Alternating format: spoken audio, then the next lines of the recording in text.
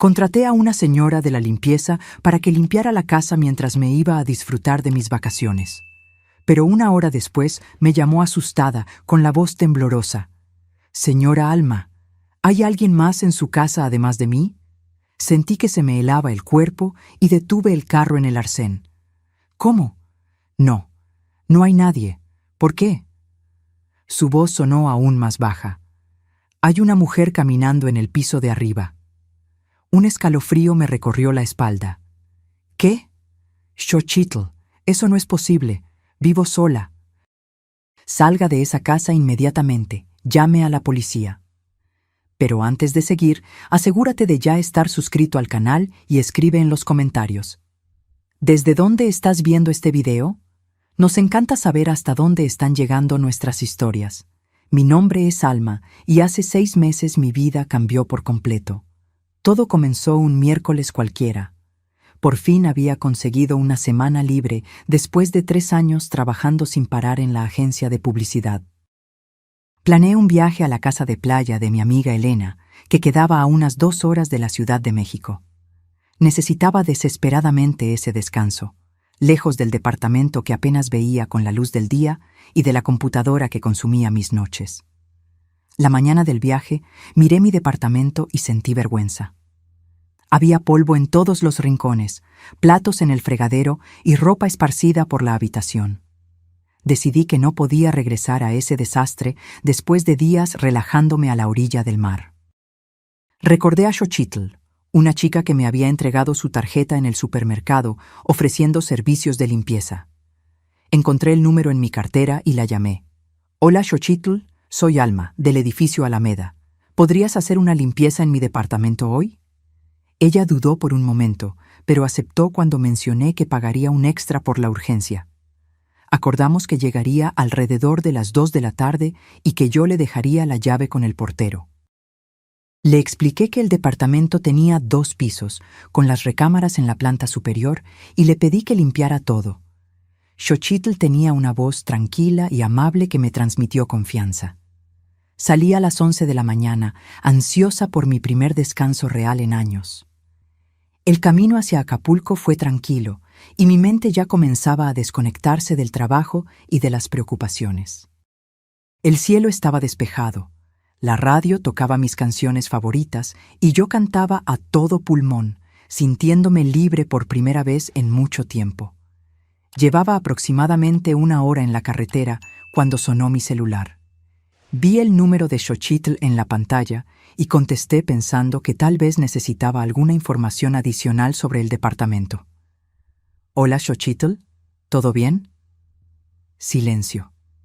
Por un momento pensé que la llamada se había cortado. Entonces escuché una respiración rápida, agitada, casi un jadeo. «Señora Alma», susurró tan bajo que tuve que presionar el teléfono contra mi oído. ¿Hay alguien más en su casa además de mí?» Mi cuerpo se heló al instante. Bajé la velocidad y estacioné el carro en el arcén. «¿Cómo? No hay nadie. ¿Por qué?» Su voz salió aún más baja, temblorosa. «Hay una mujer caminando en el piso de arriba». Un escalofrío me recorrió la espalda. «¿Qué? Xochitl, eso no es posible. Vivo sola». «No hay nadie ahí». «Yo la vi, señora. Lleva un vestido azul oscuro y estaba parada en el pasillo mirándome. Cuando subí las escaleras para limpiar las recámaras, se dio la vuelta y se metió al cuarto principal». Mi corazón latía tan fuerte que podía escucharlo en mis oídos. «Xochitl, sal de esa casa ahora. Vete inmediatamente y llama a la policía. Estoy de regreso». Di una vuelta brusca y pisé el acelerador a fondo. Mis manos temblaban mientras marcaba a la policía. Expliqué la situación intentando mantener la calma, pero mi voz fallaba. Intenté llamar a Xochitl de nuevo, pero no contestaba. Cada tono sin respuesta aumentaba mi desesperación. Llegué a mi edificio en tiempo récord. Había una patrulla estacionada enfrente y 2 policías hablando con el portero. Se me hundió el estómago al no ver a Xochitl por ningún lado. Estacioné como pude y corrí hacia ellos. «Soy Alma, dueña del departamento 702. ¿Dónde está Xochitl? ¿Está bien? Uno de los policías, un hombre alto de mediana edad, se giró hacia mí. Señora Alma, soy el sargento García. Hicimos una revisión completa de su departamento. No encontramos a nadie adentro. ¿Y Xochitl? ¿Dónde está? La señora Xochitl está sentada en la recepción, señaló hacia el interior del edificio. Está bastante afectada.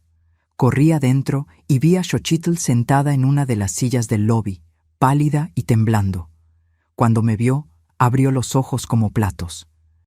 Señora, le juro que vi a alguien. No estoy loca. Había una mujer ahí arriba. Me senté a su lado y tomé sus manos. Estaban heladas. Está bien, Xochitl. La policía revisó y no encontró a nadie. Tal vez fue un reflejo o... Ella negó con la cabeza con vehemencia. La vi claramente. Me miró fijamente. Tenía los ojos vacíos. El sargento García se acercó. Señora Alma, nos gustaría que revisara si le falta algo en el departamento. Subimos juntos. La puerta de mi departamento estaba abierta, con otro policía parado en la entrada. Al entrar, no noté nada diferente. Todo estaba exactamente como lo había dejado. El desorden intacto, ninguna señal de allanamiento. Hice un recorrido completo con los policías. No faltaba nada, ningún signo de invasión, ninguna ventana forzada. Probablemente fue solo un susto, comentó el sargento mientras nos preparábamos para bajar. Tal vez un reflejo en el espejo o... Fue entonces cuando lo noté. En el cuarto principal, en mi cómoda, había un portarretratos volteado boca abajo. Estoy segura de que lo dejé de pie, con la foto de mi familia mirando hacia la cama. Tomé el objeto con las manos temblorosas y lo di vuelta. El vidrio estaba estrellado, formando una grieta que cortaba exactamente el rostro de la mujer a mi lado en la foto. Mi madre. Mi primer instinto fue mostrarle el portarretratos al sargento, pero algo me detuvo. Tal vez era el miedo a parecer paranoica, o tal vez era la intuición diciéndome que esto iba más allá de una simple invasión. Puse el objeto de vuelta en la cómoda, ahora en la posición correcta, tratando de ignorar el escalofrío que me recorría la espalda. ¿Está todo bien, señora?, preguntó el sargento notando mi vacilación. Sí, todo en orden, respondí, forzando una sonrisa. Debe haber sido un error. Los policías hicieron algunas preguntas de rutina más y finalmente se fueron, dejándome con la recomendación de cambiar las cerraduras por precaución. Xochitl, aún visiblemente afectada, se negó a quedarse a terminar la limpieza, incluso cuando insistí en quedarme en el departamento mientras ella trabajaba. Lo siento mucho, señora Alma, pero no puedo volver a subir. Esa mujer, había algo mal con ella. Le pagué por el tiempo que había estado y nos despedimos. Me quedé sola en mi departamento, parada en medio de la sala, incapaz de moverme. El viaje a Acapulco obviamente estaba cancelado. ¿Cómo podría relajarme ahora? Mi santuario, mi refugio, había sido invadido por algo que no podía explicar. Intenté ser racional. Revisar las explicaciones posibles. Tal vez Xochitl había visto su propio reflejo en un espejo o vidrio. O tal vez había imaginado algo debido al cansancio. Pero ¿por qué el portarretratos estaba volteado? ¿Por qué el vidrio estaba estrellado exactamente sobre el rostro de mi madre? Llegó la noche, y con ella, un miedo que no sentía desde niña. Cada crujido de las viejas paredes del edificio me hacía saltar. La escalera que conducía al segundo piso parecía más larga y oscura que nunca. Intenté llamar a Elena para contarle lo ocurrido, pero no contestó. Probablemente ya estaba en la casa de playa, fuera de cobertura. A regañadientes, subí a mi cuarto cuando el reloj marcó las 11 de la noche. No pude forzarme a dormir en el cuarto principal, así que tomé una almohada y cobijas y me instalé en la habitación de huéspedes. Aunque estaba exhausta, el sueño no llegaba. Mis ojos se fijaban en la puerta, esperando que la manija girara en cualquier momento. Fue entonces cuando escuché el primer sonido, un leve arrastre proveniente del pasillo, como si alguien estuviera deslizando los pies por el piso de madera. Me congelé bajo las cobijas, mi corazón martilleando en mi pecho. El sonido se detuvo frente a la puerta del cuarto. Contuve la respiración. Silencio. Pasaron largos minutos sin que nada sucediera. Empecé a convencerme de que lo había imaginado todo, cuando escuché un suspiro. Bajo, casi inaudible, pero definitivamente real. Un suspiro femenino, cargado de una tristeza profunda. Reuní todo mi coraje y me levanté. Si había alguien en mi casa, necesitaba saberlo. Con manos temblorosas, tomé mi celular para usarlo como linterna y en un impulso de valentía que ni yo sabía poseer, abrí la puerta. El pasillo estaba vacío y oscuro. Iluminé cada rincón con la luz del celular. Nada. Caminé lentamente hasta el cuarto principal, la puerta entreabierta exactamente como la había dejado. La empujé despacio. El portarretratos estaba volteado boca abajo de nuevo. Corrí fuera del departamento, azotando la puerta detrás de mí. Pasé la noche en el sofá del área común del edificio, incapaz de volver adentro. Por la mañana, el portero me encontró acurrucada, con ojeras profundas y temblando de frío. «Señora Alma, ¿está todo bien?» «Mario, usted conoce bien este edificio, ¿no es cierto? ¿Cuánto tiempo lleva trabajando aquí?» «Casi 15 años, señora». ¿Sabe decirme si pasó algo en mi departamento antes de que me mudara? ¿Algo extraño?» Desvió la mirada, repentinamente interesado en sus propios zapatos. «¿Por qué pregunta eso, señora?» «Por favor, Mario, necesito saber». Suspiró profundamente, como si estuviera decidiendo si debía hablar o no. «Usted sabe que este edificio tiene más de 40 años, ¿verdad? Muchas historias han sucedido aquí». «¿Y sobre el 702? ¿Mi departamento?» Mario miró a su alrededor, asegurándose de que estábamos solos. «Hubo un caso, sí. Antes de la remodelación de 2010, la antigua inquilina, ella...» En ese momento, uno de los residentes bajó por el elevador, interrumpiendo nuestra conversación. Mario cambió rápidamente de tema, hablando sobre el clima y cómo el pronóstico indicaba lluvia para el fin de semana. Cuando el vecino se alejó, Mario se inclinó hacia mí. «Señora Alma, si realmente quiere saber más, debería hablar con doña Juana, del 305. Ella vive aquí desde la inauguración del edificio. Conocía a la antigua dueña de su departamento». Agradecí la información y subí al tercer piso. Estaba cansada, asustada, pero determinada a entender qué estaba pasando. Toqué el timbre del 305 y después de unos momentos, una señora de aproximadamente 80 años abrió la puerta. Tenía el cabello blanco perfectamente arreglado y unos ojos azules penetrantes que parecían ver más allá de mí. «Buenos días», comencé, un poco nerviosa. «Soy Alma, del 702. El portero Mario sugirió que hablara con usted sobre la historia de mi departamento». Doña Juana me estudió por unos instantes, como si evaluara mi capacidad para escuchar lo que tenía que decir. Finalmente, abrió más la puerta. «Pase, querida. Creo que es hora de que conozcas a Isabel». Entré al departamento impecablemente ordenado. Doña Juana me condujo hasta una pequeña sala de estar decorada con muebles antiguos bien conservados. En las paredes, decenas de fotografías en portarretratos de plata.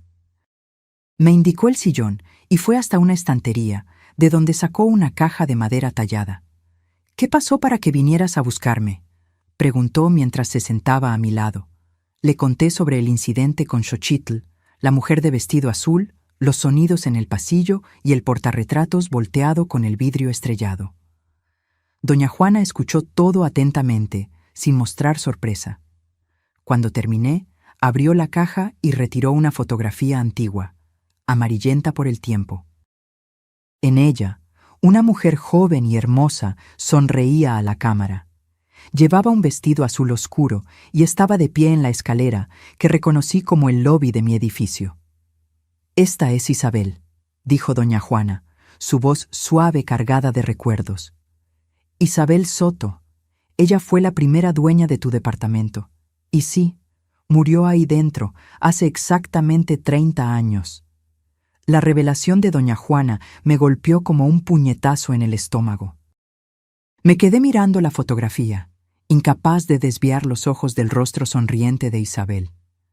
Había algo familiar en ella, algo que no podía identificar, pero que provocaba una molestia profunda. ¿Cómo murió?, pregunté, mi voz casi un susurro. Doña Juana guardó la fotografía de vuelta en la caja con una delicadeza casi reverencial. La versión oficial es que fue suicidio. La encontraron en el cuarto principal, con una sobredosis de medicamentos. Pero siempre hubo rumores. ¿Qué clase de rumores? Isabel era una mujer brillante, maestra universitaria de literatura, escritora, llena de vida. No cuadraba con la imagen de alguien que se quitaría la vida. Doña Juana hizo una pausa, como si organizara sus pensamientos. Se había casado recientemente con un hombre llamado Horacio, un tipo encantador, según todos los que lo conocían. Pero había algo en él, algo que no me parecía correcto. Doña Juana se levantó y caminó hasta la ventana, mirando hacia la calle de abajo. Pocos meses antes de su muerte, Isabel comenzó a cambiar. Se volvió más callada, aislada. Rara vez la veíamos salir del departamento. Horacio decía que estaba trabajando en un libro importante y que necesitaba concentración. Pero una tarde la encontré en el elevador. Estaba pálida, delgada, con ojeras profundas. Cuando le pregunté si estaba todo bien, me sujetó la mano con tanta fuerza que me dejó marcas. Doña Juana se giró hacia mí, sus ojos ahora húmedos. Él no es quien dice ser, fue lo que me susurró. Antes de que pudiera preguntar más, Horacio apareció en el lobby y ella inmediatamente se recompuso, volviendo a ser esa esposa silenciosa y obediente. Fue la última vez que la vi con vida. Un escalofrío me recorrió la espalda. ¿Y qué pasó con Horacio después de su muerte? Desapareció. Vendió el departamento por una miseria y nunca más fue visto. La policía incluso investigó, pero no había pruebas de crimen. Oficialmente, Isabel se quitó la vida mientras sufría de depresión. Intenté procesar todo aquello. Una mujer muerta hace 30 años, usando el mismo vestido azul que Xochitl describió, apareciendo en mi departamento. Y el portarretratos roto con la foto de mi madre. Hay una cosa más que deberías saber, continuó doña Juana, abriendo la caja de nuevo. Esta vez retiró un recorte de periódico amarillento. Era una pequeña nota sobre el fallecimiento de Isabel, con una fotografía de ella en un evento académico. A su lado, una mujer que me heló la sangre. Esta es tu madre, ¿no es así? Julia Valdés. Ella e Isabel eran grandes amigas en la universidad. Fue ella quien encontró el cuerpo. La revelación me golpeó como un rayo. Mi madre nunca había mencionado a Isabel ni ninguna conexión con mi departamento. ¿Por qué escondería algo así? ¿Y por qué el espíritu de Isabel estaría rompiendo su foto? Agradecí a doña Juana y volví a mi departamento, mi mente un torbellino. La historia de Isabel y su muerte misteriosa, la conexión con mi madre, todo parecía estar conectado de alguna manera que aún no comprendía. Entré cautelosamente al departamento. La luz del día hacía que el ambiente fuera menos aterrador, pero aún sentía una presencia, como si el aire mismo estuviera cargado de secretos. Fui directo al cuarto principal y tomé el portarretratos roto. Miré el rostro de mi madre, tratando de imaginar lo que ella había presenciado en ese mismo cuarto 3 décadas atrás. Mi madre había fallecido hacía 5 años, víctima de un cáncer agresivo. En los últimos días de su vida, cuando la morfina la dejaba confundida, murmuraba frecuentemente frases inconexas sobre contar la verdad y perdón.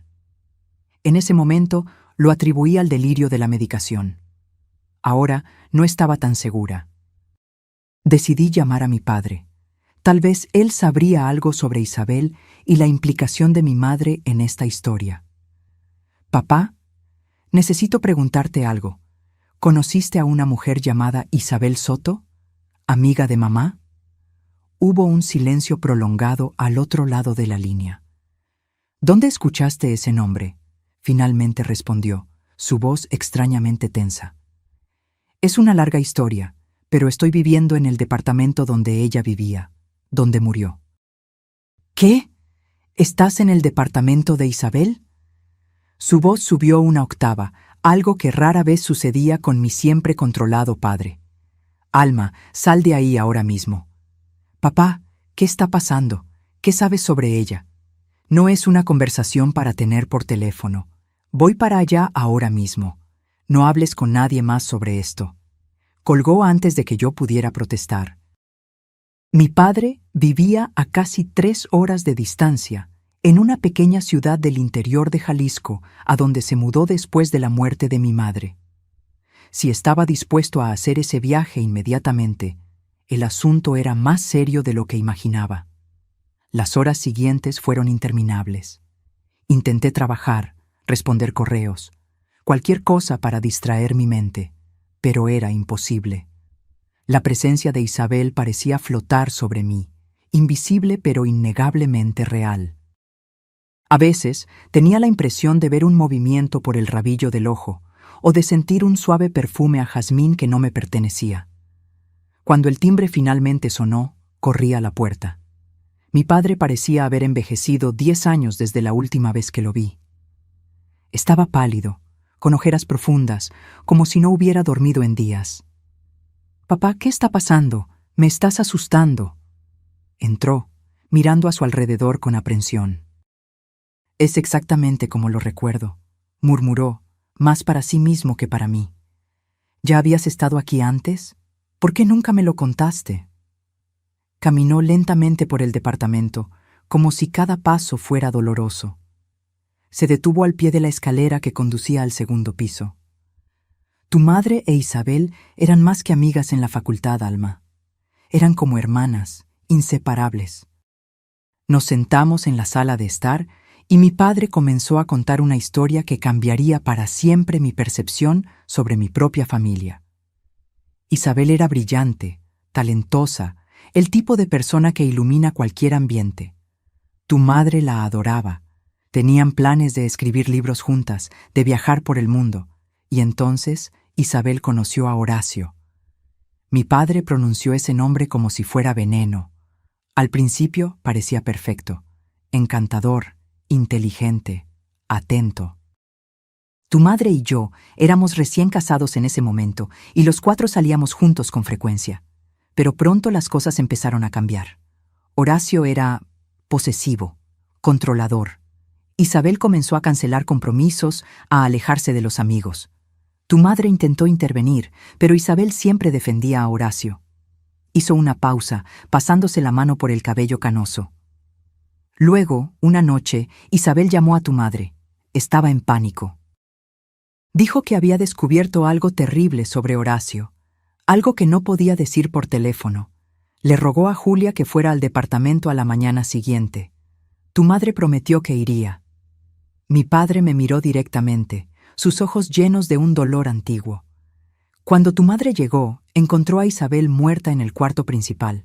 Oficialmente se consideró suicidio, pero tu madre, ella nunca lo creyó.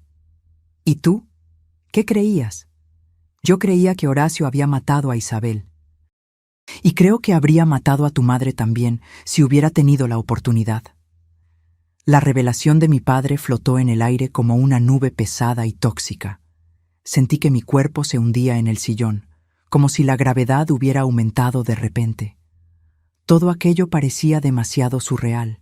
Fantasmas, muertes misteriosas, secretos de familia, pero al mismo tiempo tenía un extraño sentido. ¿Por qué mamá nunca me contó esto?, pregunté, mi voz sonando distante incluso para mis propios oídos. Mi padre suspiró, pasándose la mano por el rostro cansado. Quería protegerte. En los primeros años después de la muerte de Isabel, tu madre estaba obsesionada con probar que Horacio era culpable. Recopiló pruebas, habló con vecinos, persiguió pistas. Se volvió casi enfermiza. ¿Y qué pasó? Horacio desapareció por completo, como si se hubiera evaporado. Vendió el departamento, cerró cuentas bancarias, cortó todos los contactos. La policía incluso abrió una investigación más profunda debido a la insistencia de tu madre, pero sin cuerpo, sin arma, sin confesión. Todo lo que tenían era una mujer con historial de depresión y una cantidad letal de medicamentos en la sangre. Me levanté, incapaz de quedarme sentada. Caminé hasta la ventana, observando la ciudad allá afuera, gente viviendo sus vidas normales, ajena al drama que se desarrollaba dentro de las paredes de mi departamento. ¿Y por qué mamá dejó de investigar? Mi padre dudó, y me di cuenta de que había llegado al punto más delicado de la historia. Porque Horacio la amenazó directamente. Una noche, tu madre recibió una carta sin remitente. Dentro, solo había una fotografía de ella sosteniéndote de bebé, con un mensaje en el reverso. Espero que ella viva más que Isabel. Un escalofrío helado me recorrió la espalda. Me giré para encarar a mi padre, que ahora parecía cargar con el peso del mundo en sus hombros. Después de eso, se detuvo. Guardó todas las pruebas que había recopilado y nunca más tocó el tema. Hasta que... ¿Hasta qué, papá? Hasta los últimos días antes de su muerte. La morfina, el dolor... Creo que eso la hizo revivir esos momentos. Empezó a hablar de Isabel, de la verdad oculta. Me pidió que buscara una caja de terciopelo azul en el fondo de su armario. ¿Y la buscaste? Negó con la cabeza. Pensé que eran solo delirios de la medicación. Y sinceramente, no quería revivir ese periodo. Fue la época más oscura de nuestra vida. Después de que falleció, doné la mayor parte de sus cosas. La caja debe haberse ido con ellas. Algo despertó en mi memoria. Espera, ¿una caja de terciopelo azul? ¿Pequeña, con un broche dorado? Mi padre abrió los ojos de par en par. Sí, exactamente. ¿Cómo lo sabes? Me dio esa caja en mi cumpleaños número 25, poco antes de enfermar. Dijo que era un recuerdo familiar y que debía guardarla con cariño. Sentí que mi corazón se aceleraba. Corrí a la habitación de huéspedes, donde había dejado las cajas que aún no había desempacado desde la mudanza. Revolví los artículos frenéticamente hasta encontrar lo que buscaba. Una pequeña caja de terciopelo azul, elegante y antigua. Volví a la sala, donde mi padre esperaba visiblemente tenso.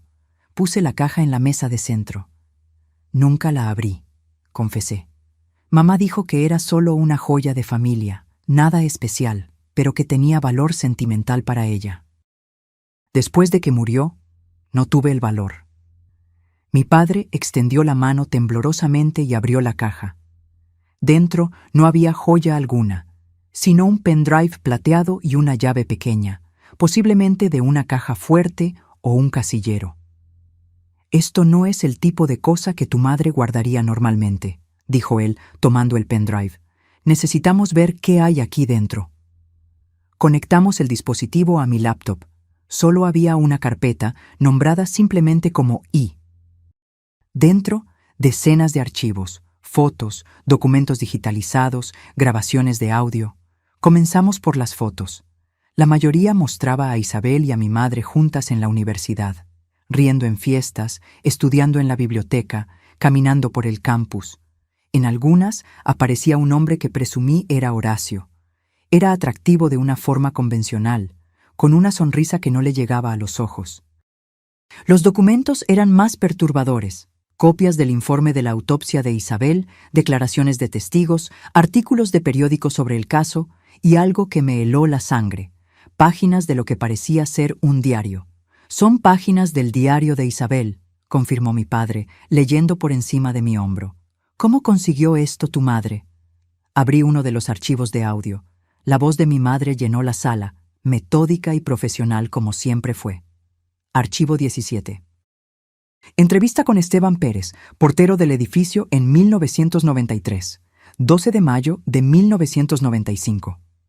Una voz masculina, anciana y temblorosa, comenzó a hablar. Sí, señora, recuerdo esa noche. El señor Horacio salió del edificio alrededor de las 11 p.m. Parecía agitado, cargando una maleta.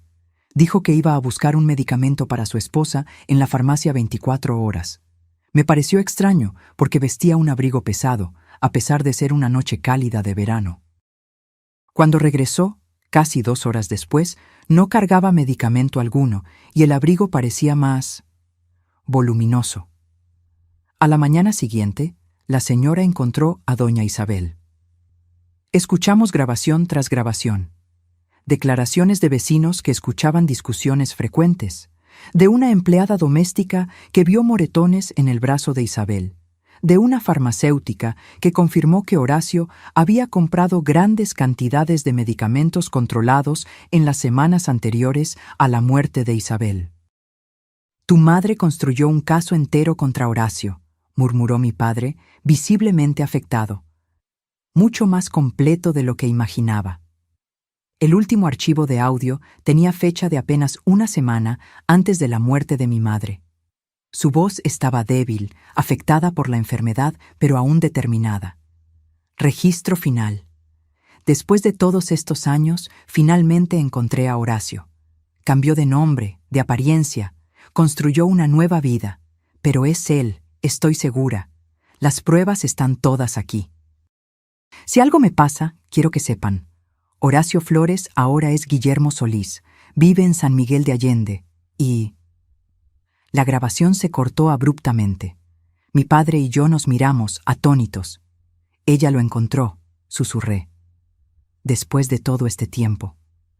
Un ruido repentino nos sobresaltó. Algo había caído en el piso de arriba.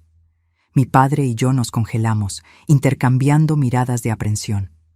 Debe ser solo el viento, murmuré, sin convicción. Mi padre se levantó lentamente. Voy a revisar. No, voy contigo, insistí, tomando mi celular para usarlo como linterna.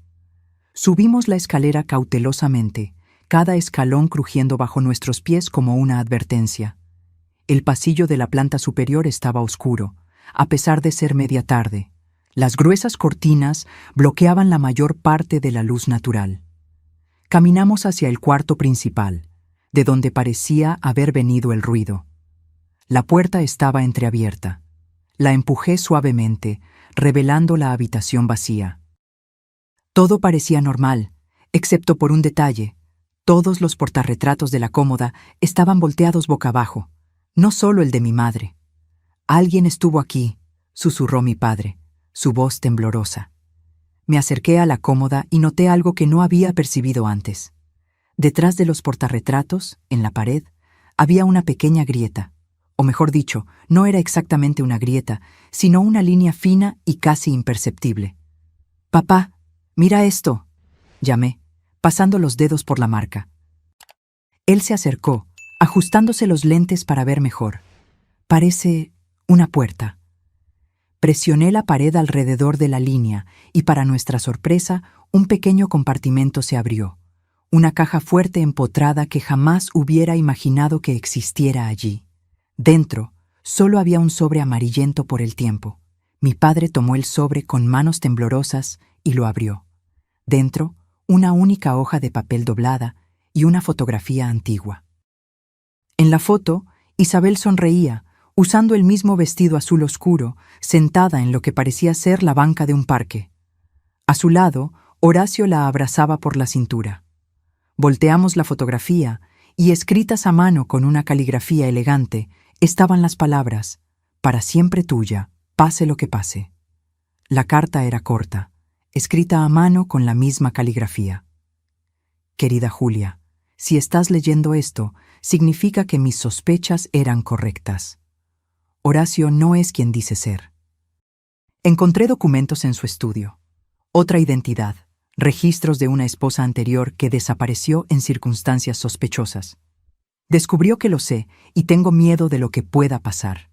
Estoy registrando todo en mi diario rojo, escondido bajo la tabla suelta, cerca de la ventana del cuarto. Si algo me sucede, sabrás dónde buscar. Perdóname por involucrarte en esto. Fuiste la mejor amiga que alguien podría tener. Con amor, Isabel. Me quedé paralizada, sosteniendo ese pedazo de papel que representaba el último contacto de Isabel con el mundo. Una carta que mi madre probablemente nunca llegó a ver, escondida en esa caja fuerte secreta. ¿Quién la había puesto allí? ¿Horacio para esconder pruebas? ¿O la propia Isabel, sabiendo que sería demasiado tarde? La tabla suelta, dijo mi padre, mirando el suelo del cuarto. Tenemos que encontrarla. Comenzamos a examinar el suelo de madera, golpeando suavemente con los nudillos, escuchando variaciones en el sonido. Cerca de la ventana, como Isabel había descrito, una de las tablas produjo un sonido diferente, más hueco. Mi padre logró levantarla con algo de esfuerzo, revelando un pequeño espacio polvoriento. No había diario alguno. Alguien ya estuvo aquí, concluí, sintiendo una mezcla de decepción y alivio. Una parte de mí quería descubrir la verdad, pero otra parte temía lo que esa verdad pudiera revelar. Tu madre debió haberlo encontrado, sugirió mi padre. De ahí deben haber salido todas las pruebas que ella recopiló. En ese momento, sentimos una corriente de aire frío pasar por el cuarto, a pesar de que todas las ventanas estaban cerradas. El perfume a jazmín, que ya había sentido antes, se intensificó. Era como si Isabel estuviera allí, invisible pero presente, acompañando nuestro descubrimiento. Está tratando de decirnos algo, murmuré, sin importarme si sonaba irracional. Su espíritu está inquieto, incompleto. Mi padre, siempre el pragmático, no se burló de mi sugerencia como esperaba. En cambio, asintió lentamente. Julia diría lo mismo. Ella siempre creyó que Isabel no descansaría mientras la verdad no saliera a la luz. Volvimos a la sala, donde la laptop aún mostraba los archivos que mi madre había recopilado. La llave que encontramos en la caja de terciopelo azul seguía siendo un misterio. No correspondía a ninguna cerradura en el departamento, ni a la caja fuerte que habíamos descubierto. Necesitamos descubrir qué pasó con Horacio. O Guillermo, dije, determinada. Mamá lo encontró. Necesitamos terminar lo que ella empezó. Mi padre parecía vacilante. Alma, esto puede ser peligroso. Si él realmente mató a Isabel, si amenazó a tu madre, ya estamos involucrados, papá. E Isabel merece justicia, aunque sea tardía. Pasé las horas siguientes revisando los archivos dejados por mi madre, buscando cualquier pista sobre la nueva identidad de Horacio. La grabación final mencionaba San Miguel de Allende, pero la ciudad turística recibía miles de visitantes anualmente. Encontrar a alguien allí, especialmente a alguien que no quería ser encontrado, sería como buscar una aguja en un pajar. Hasta que di con un archivo que no habíamos notado antes, escondido en una subcarpeta. Era un estado de cuenta bancario a nombre de Guillermo Solís, con la dirección de una sucursal en San Miguel de Allende. No era mucho, pero era un comienzo. ¿Vamos a San Miguel de Allende?, preguntó mi padre, preocupado. No, respondí después de unos momentos de reflexión. Haremos algo diferente. Si Horacio mató a Isabel, si huyó y construyó una nueva vida, ciertamente no quiere que su pasado salga a la luz. ¿Qué pasaría si amenazamos con exponer ese pasado? Mi padre me miró con preocupación. ¿Estás sugiriendo que contactemos a un posible asesino? Alma, eso es una locura. No directamente, pero podríamos crear una situación que lo obligue a rebelarse. Pasé la noche elaborando un plan. Creé una publicación anónima en una plataforma en línea, mencionando que estaba escribiendo un libro sobre el caso no resuelto de la muerte de Isabel Soto, y que nuevas pruebas apuntaban a la implicación de su esposo, Horacio Flores, ahora viviendo bajo el nombre de Guillermo Solís en San Miguel de Allende. Incluí suficientes detalles para parecer creíble, pero lo bastante vagos para no revelar todo lo que sabíamos. Mi padre observó con una mezcla de admiración y miedo. «Eres tan determinada como tu madre», comentó con una sonrisa triste. «Pero también me preocupa que termines como ella». «No voy a terminar como ella», prometí. «Vamos a resolver esto juntos hasta el final». Al día siguiente, recibí una notificación de que alguien había comentado en mi publicación. Era un mensaje privado de un usuario anónimo. «No sabes con lo que te estás metiendo. Isabel se suicidó. Cualquier otra versión es mentira. Detente mientras aún puedas. Le mostré el mensaje a mi padre, que palideció. Es él, tiene que ser. Exactamente como esperábamos, concordé, sintiendo una mezcla de miedo y emoción. Ahora vamos al siguiente paso. Respondí al mensaje.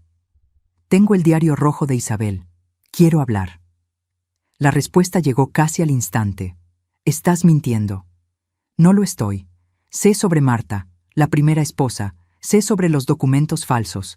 Lo sé todo. Hubo una larga pausa antes del siguiente mensaje. Encuéntrame mañana, 3 p.m.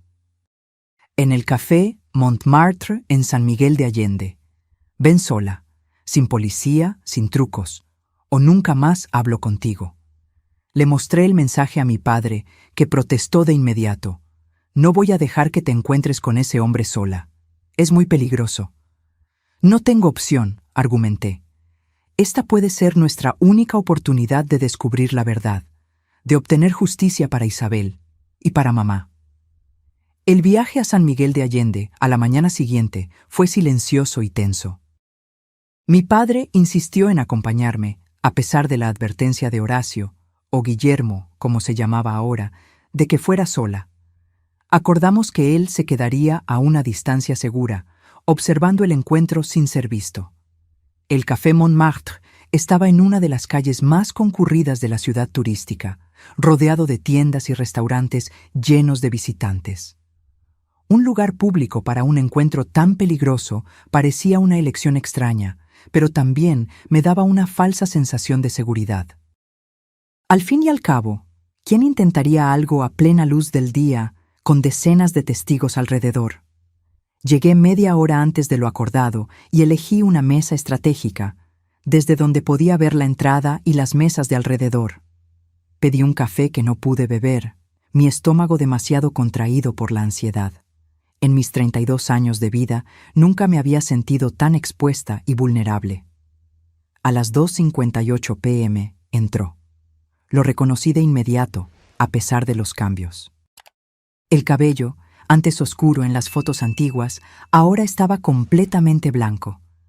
Arrugas profundas marcaban su rostro, pero los ojos, esos ojos fríos y calculadores, eran los mismos que me habían observado desde las fotografías con Isabel. Caminó directamente hasta mi mesa, sin dudar, como si supiera exactamente quién era yo. Se sentó frente a mí con una tranquilidad perturbadora. «Eres idéntica a tu madre», fue lo primero que dijo, su voz suave y controlada. La misma determinación en los ojos, la misma incapacidad de dejar el pasado en paz. Sentí un escalofrío recorrer mi espalda al escuchar esa voz mencionando a mi madre con tanta familiaridad. Me obligué a mantener la compostura, recordando el plan. «¿Señor Solís? ¿O debo llamarlo señor Flores?», respondí, intentando mantener mi voz firme. Una sonrisa fría se formó en sus labios. «Guillermo está bien. Horacio Flores murió hace mucho, junto con Isabel. Es de eso de lo que quiero hablar. Sobre cómo murió Isabel realmente». Me estudió por un largo momento, como si evaluara hasta dónde sabía yo, cuán peligrosa podría ser para él. Isabel se quitó la vida. Es lo que consta en los registros oficiales. Cualquier otra versión es pura especulación. Tengo pruebas que sugieren lo contrario. Ah, sí, el famoso diario rojo. Se rió, un sonido vacío de humor. Estás mintiendo, al igual que tu madre mintió durante años. Si ese diario realmente existiera, Isabel nunca habría sido declarada suicida. Tu madre habría conseguido la justicia que tanto buscaba. Mantuve mi mirada fija en la suya.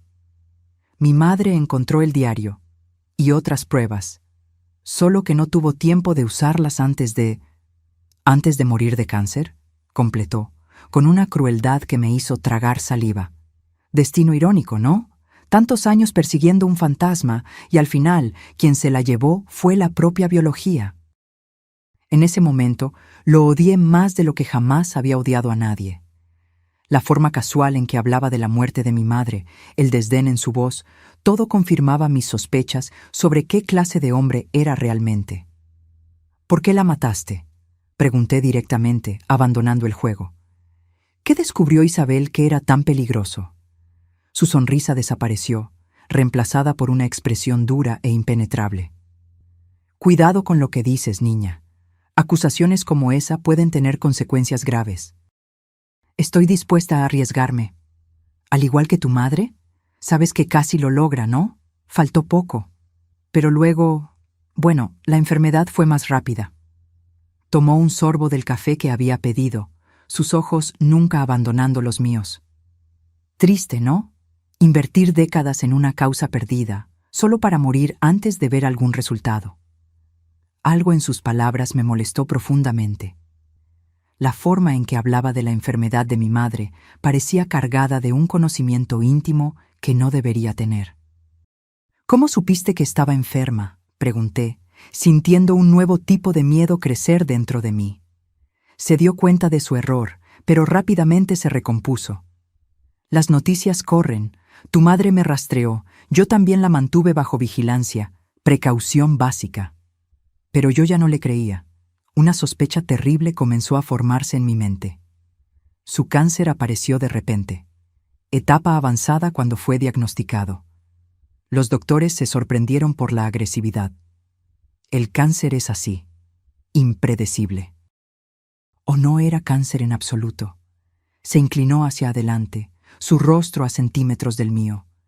Cuidado con el camino que estás siguiendo, Alma. Algunas verdades son demasiado peligrosas para ser descubiertas. La envenenaste, susurré, la realidad golpeándome como un puñetazo. De la misma forma que hiciste con Isabel, lentamente, imperceptiblemente, haciéndolo parecer enfermedad natural. Guillermo, Horacio, se recostó en la silla, su expresión ahora completamente fría. Pruébalo. En ese momento, sentí una presencia a mi lado. No era mi padre, que debería estar observando de lejos. Era una mujer anciana, cabello canoso, recogido en un moño elegante. La reconocí de inmediato, doña Juana. «Hola, Horacio», dijo ella, su voz sorprendentemente firme para alguien de su edad. «¿O debo decir Guillermo?» El hombre frente a mí palideció visiblemente, como si hubiera visto un fantasma. «¿Juana? ¿Qué haces aquí?»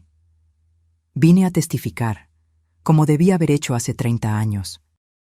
Puso una mano en mi hombro, reconfortante. «No estamos solas, Horacio. Nunca lo estuvimos». Fue entonces cuando noté que otras personas se habían acercado. Mi padre, por supuesto, pero también un hombre de mediana edad que no reconocí, usando un uniforme de portero, y una señora anciana sosteniendo una carpeta de documentos. «Esteban Pérez», se presentó el hombre. «Yo era el portero esa noche. Nunca olvidé lo que vi». «Doctora Jimena Sánchez», dijo la señora. «Fui médica forense durante 40 años. Su madre me buscó antes de morir. Analicé sus muestras de cabello. Los niveles de arsénico eran significativos». Horacio miró a su alrededor como un animal acorralado. «Esto es ridículo. Un montaje. No tienen pruebas de nada». «Tenemos el diario», afirmé, mintiendo una última vez. «Y tenemos algo mejor. Testigos vivos. Personas dispuestas a hablar. Esta vez no vas a escapar». Se levantó bruscamente, tirando la taza de café. «Esto no ha terminado», amenazó, antes de intentar salir apresuradamente. Pero en la salida del café, 2 policías lo esperaban. Mi padre había alertado a las autoridades, presentando las pruebas que mi madre había recopilado. Las grabaciones, los documentos, los análisis. Y ahora, el testimonio final de personas que habían callado por miedo durante 3 décadas. Mientras los policías lo esposaban, sentí una brisa suave pasar por mí, llevando ese mismo perfume a jazmín. Por un instante, tal vez un truco de la luz, tal vez algo más, pensé haber visto a una mujer de vestido azul oscuro parada junto a la puerta, observando todo con una sonrisa serena. Volví a casa esa noche con una sensación que no podía definir completamente. No era exactamente paz, pues aún había muchas preguntas sin responder. No era exactamente un cierre, pues el dolor de la pérdida de mi madre aún estaba demasiado fresco. Era algo más profundo, más fundamental, la sensación de que una antigua injusticia finalmente estaba siendo corregida. Mi padre decidió quedarse conmigo por unos días. Su presencia era reconfortante, especialmente por la noche, cuando los ruidos del departamento parecían más intensos, más significativos. Pero curiosamente ya no sentía miedo. Si Isabel todavía estaba allí, ahora era una presencia benevolente, tal vez incluso protectora. A la noche siguiente, encontré el portarretratos de mi madre volteado hacia arriba en la cómoda. El vidrio milagrosamente intacto, sin la grieta que lo había partido. A su lado, un pequeño ramo de jazmines frescos que ciertamente no había puesto yo.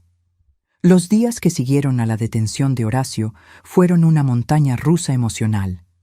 Las noticias se esparcieron rápidamente, reavivando el interés en el caso de Isabel. Periodistas llamaban constantemente, queriendo detalles sobre cómo habíamos logrado resolver un caso de 3 décadas. Fiscales del Ministerio Público se pusieron en contacto, ansiosos por reconstruir una acusación sólida. Mi padre, doña Juana, Esteban y la doctora Jimena rindieron declaraciones formales. Las pruebas que mi madre había recopilado a lo largo de los años, ahora complementadas por exámenes toxicológicos en muestras de cabello preservadas, pintaban un cuadro devastador. Horacio había envenenado a Isabel gradualmente, haciéndolo parecer una depresión que culminó en suicidio. Años después, al descubrir que mi madre estaba a punto de exponer la verdad, hizo lo mismo con ella. El caso se convirtió en sensación nacional. El envenenador de mujeres, lo llamaban ahora los periódicos. Investigaciones más profundas revelaron que Isabel no había sido su primera víctima. Antes de ella estuvo Marta, su primera esposa que desapareció misteriosamente en un viaje a Europa. Y después de mi madre, hubo una novia en San Miguel de Allende que murió de causas naturales hace apenas 2 años. Un patrón sombrío de décadas de manipulación y asesinatos. En medio de todo este torbellino, me vi oscilando entre diferentes emociones. Había satisfacción, claro, por haber conseguido finalmente justicia para Isabel y mi madre. Había rabia también, una rabia profunda que me consumía en las noches sin dormir, pensando en cómo mi madre me había sido arrebatada, no por una enfermedad cruel, sino por la maldad calculada de un hombre al que ella había enfrentado sola durante años. Pero también había una extraña sensación de vacío. Como si, después de toda esta búsqueda frenética de respuestas, no supiera qué hacer con ellas ahora que las tenía. Una tarde, sentada en la sala de estar con las carpetas de pruebas esparcidas sobre la mesa, material que los fiscales me habían devuelto temporalmente para que lo organizara mejor, encontré algo que no había notado antes. Era una nota escrita a mano por mi madre, fechada 3 días antes de su muerte. Para mi querida Alma, espero que nunca necesites leer esto, pero si lo estás, significa que no pude concluir lo que empecé. Perseguí la verdad sobre Isabel durante casi 30 años, no solo porque ella merecía justicia, sino porque entendí que el mal dejado sin consecuencias solo crece y se propaga. Horacio es un monstruo disfrazado de hombre, y no puedo soportar la idea de que siga libre para destruir más vidas. Si estás leyendo esto, hija, significa que él logró silenciarme también. No te culpes por no haberte dado cuenta. Lo escondí todo de ti deliberadamente, para mantenerte a salvo. Lo que te pido ahora es que tomes una decisión consciente. Puedes continuar esta búsqueda o puedes elegir vivir tu vida en paz. Cualquier elección será la correcta, siempre y cuando sea verdaderamente tuya. No permitas que el odio y la obsesión te consuman como casi me consumieron a mí. La verdad es importante, pero tu felicidad es más. Independientemente de lo que pase, debes saber que te amo más que a nada y que, de alguna forma, Isabel y yo estaremos siempre velando por ti. Con todo mi amor, mamá. Las lágrimas vinieron sin aviso, intensas y catárticas. Lloré por mi madre, por Isabel, por todas las víctimas de Horacio. Lloré por la verdad que había llegado demasiado tarde para tanta gente, pero lloré principalmente por mí, por la hija que creció sin saber, por la adulta que ahora cargaba con el peso de un legado de dolor y valentía. Esa noche hice algo que no hacía en mucho tiempo. Abrí una botella de vino, puse música y simplemente me permití sentir. No solo el dolor y la rabia, sino también el alivio y, sorprendentemente, un principio de paz. Como había escrito mi madre, la verdad era importante, pero mi vida también lo era. Un golpe en la puerta me sacó de mis pensamientos. Era doña Juana, sosteniendo una pequeña caja en sus manos. ¿Puedo pasar, querida?, preguntó con su manera gentil. Encontré algo que creo que deberías tener. Nos sentamos en la sala y me entregó la caja. Dentro había un pequeño libro encuadernado en cuero rojo, desgastado por el tiempo. El diario de Isabel, susurré, incapaz de creer lo que veía. Pero, ¿cómo? Doña Juana sonrió tristemente. Isabel me lo entregó la tarde antes de su muerte. Dijo que si algo le pasaba, yo debía guardarlo a salvo hasta que fuera seguro entregárselo a Julia. Pero, ¿por qué nunca se lo diste a mi madre? Lo intenté, querida. Pero en ese momento, Horacio todavía estaba cerca, observando. Amenazó a mi familia cuando se dio cuenta de que yo sabía demasiado. Cuando finalmente reuní el valor para buscar a tu madre, años después, ella ya estaba demasiado enferma. Sostuve el pequeño libro en mis manos, sintiendo su peso. No solo físico, sino histórico, emocional. Las últimas palabras de Isabel, sus sospechas, sus miedos. Un testimonio que llegó demasiado tarde para salvarla, demasiado tarde para salvar a mi madre, pero tal vez no demasiado tarde para la justicia final. ¿Se lo vas a entregar a la policía?, preguntó doña Juana. Sí, respondí después de una pausa. Pero primero lo voy a leer. Se lo debo a ellas. Cuando doña Juana se fue, abrí cuidadosamente el diario. La caligrafía era la misma de la carta que habíamos encontrado, elegante pero nerviosa, como si estuviera escrita con prisa. Leí la primera entrada. Querido diario, hoy descubrí algo sobre Horacio que me dejó en shock. Mientras organizaba su estudio, encontré documentos falsos, una nueva identidad en construcción. Encontré también recortes de periódico sobre la desaparición de su primera esposa, Marta, algo que él nunca mencionó. Y, aún más perturbador, encontré pequeños frascos de una sustancia que sospecho es veneno. Tengo miedo de lo que esto significa, miedo de lo que puede hacer si descubre que lo sé. Me he sentido cada vez más débil en los últimos meses. ¿Serán los suplementos que insiste en que tome? Necesito hablar con Julia. Ella sabrá qué hacer. Pero necesito ser cuidadosa, muy cuidadosa. Isabel.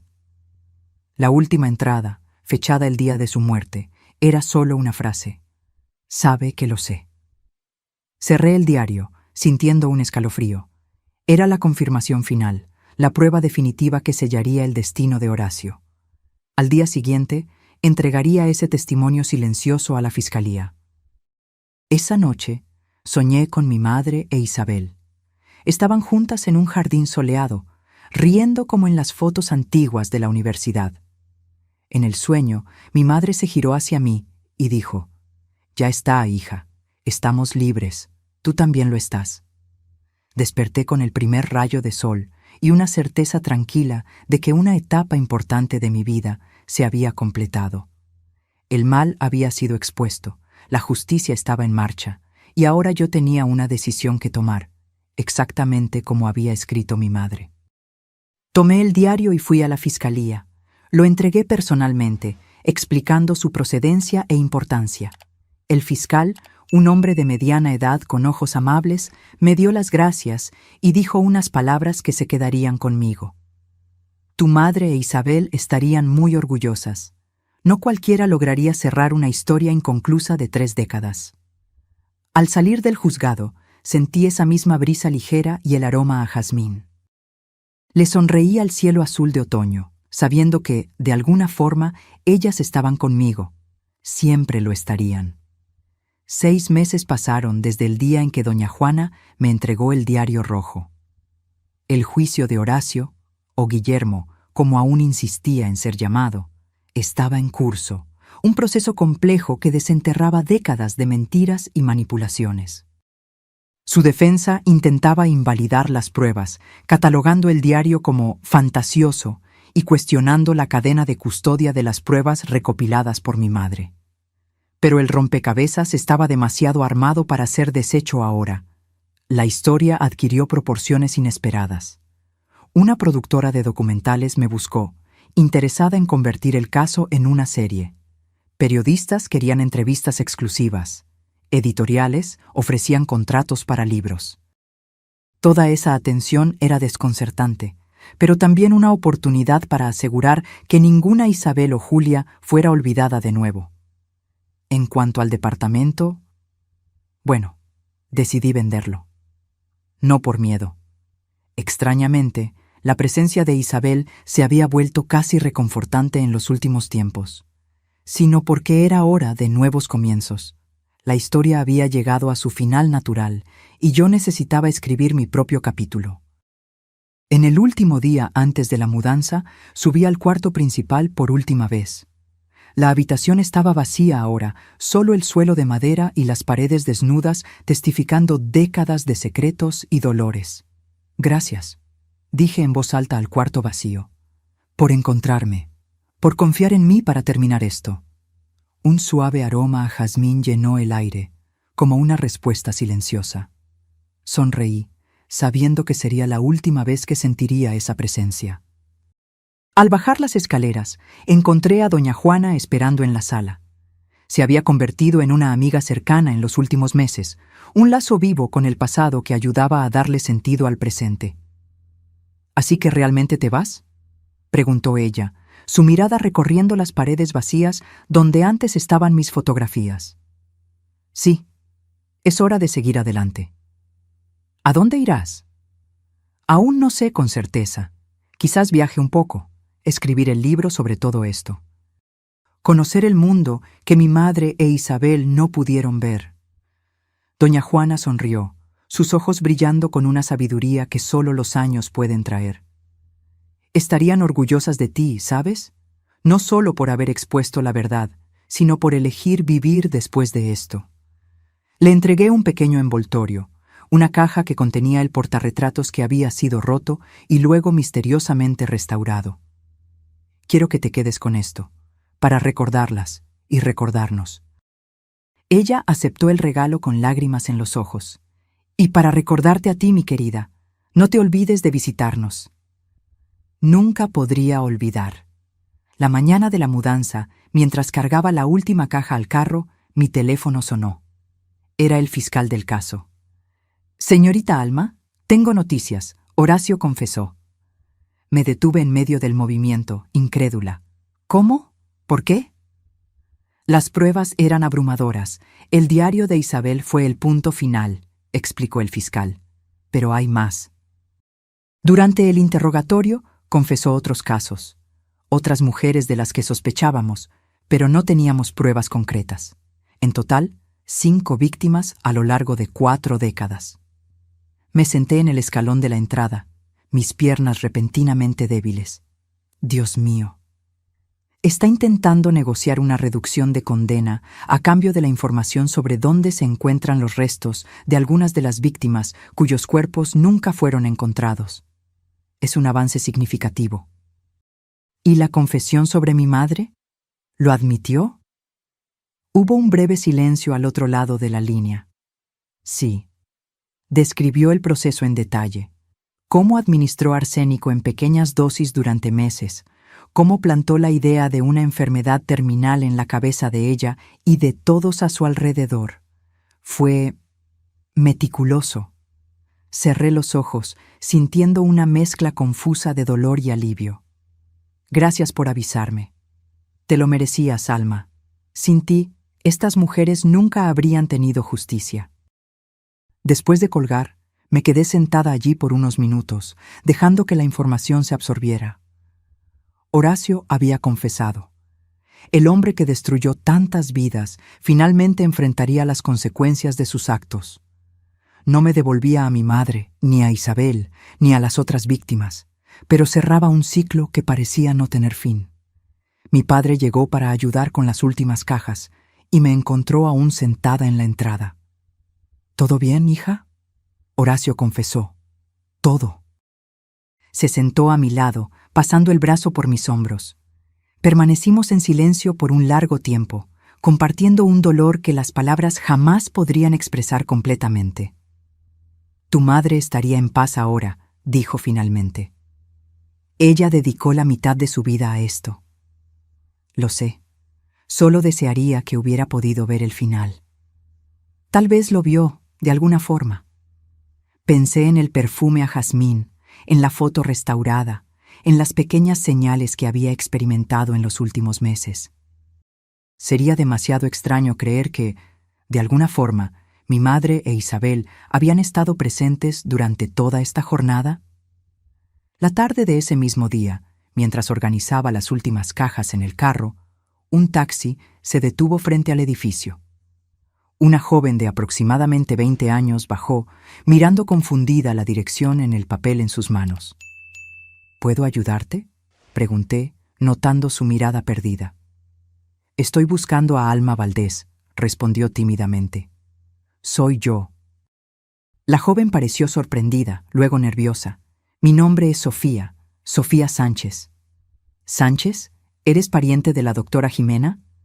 Era mi abuela, respondió, el uso del pasado alertándome de que algo había sucedido. ¿Era? Falleció la semana pasada, tranquilamente, mientras dormía. Sentí un nudo en el pecho. La doctora Jimena había sido fundamental para comprobar el envenenamiento de mi madre. Lamento mucho tu pérdida. Gracias. Antes de irse, la abuela me pidió que te entregara esto. Dijo que era importante. Sofía extendió un sobre de papel manila sellado. Dentro había unas hojas de papel y una pequeña llave dorada. Las hojas contenían el informe final y concluyente del análisis del cabello de mi madre, con la firma oficial de la doctora Jimena y una pequeña nota adjunta. Querida Alma, si estás leyendo esto, significa que ya no estoy aquí. No te entristezcas. Viví una vida larga y plena, y partir a los 86 años es un privilegio que muchas de las mujeres involucradas en este caso no tuvieron.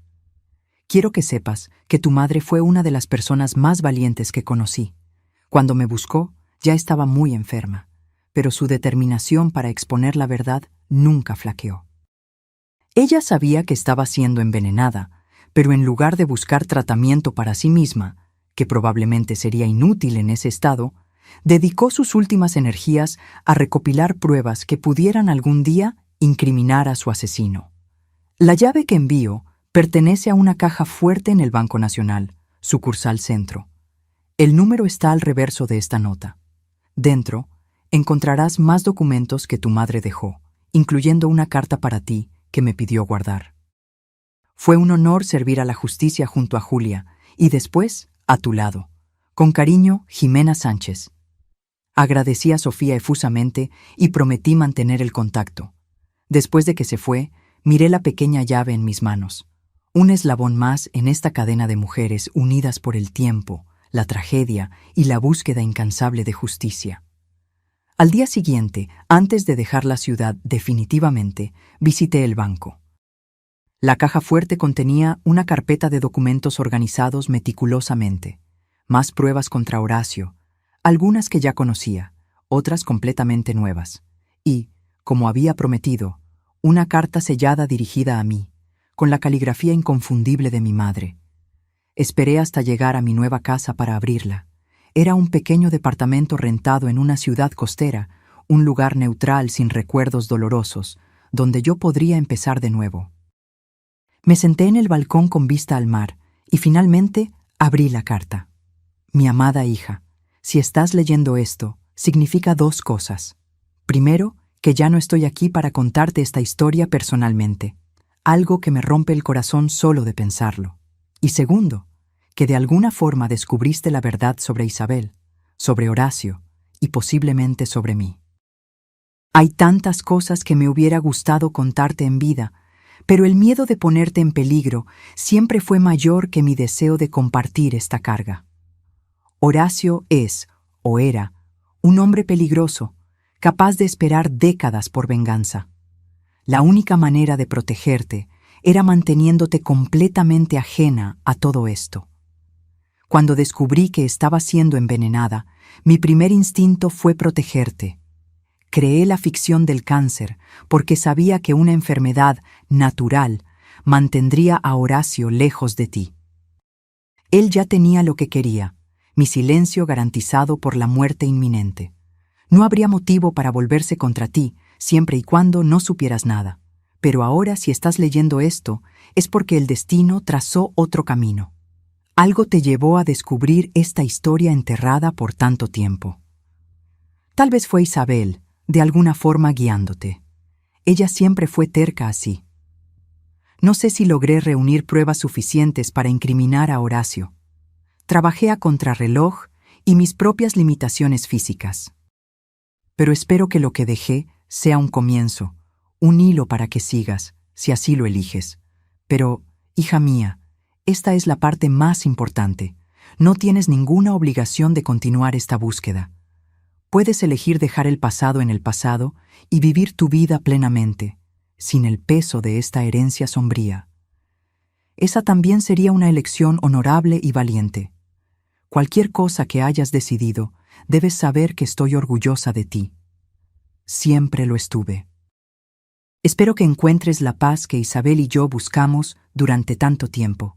Con todo mi amor, hoy y siempre. Tu madre. Las lágrimas corrían libremente por mi rostro cuando terminé de leer. Mi madre, incluso al borde de la muerte, había pensado primero en mi protección.